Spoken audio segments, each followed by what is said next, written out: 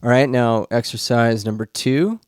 Remember we're in E flat, so if I wanted to, I could take my A chord, move it up,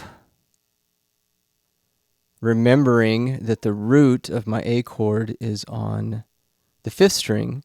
So I would capo the 6th fret and then put my A chord down.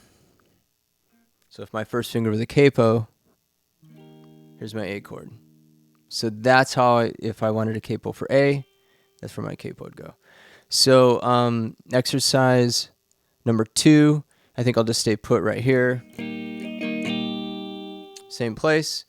All right, so we'll do strum pattern number 5. It'll be about this tempo. Down, down, up, down, up, down, up, down, up. And I'll just play nice, full, open strums, all right? 2, 3, 4, 1, 2, 3, 4.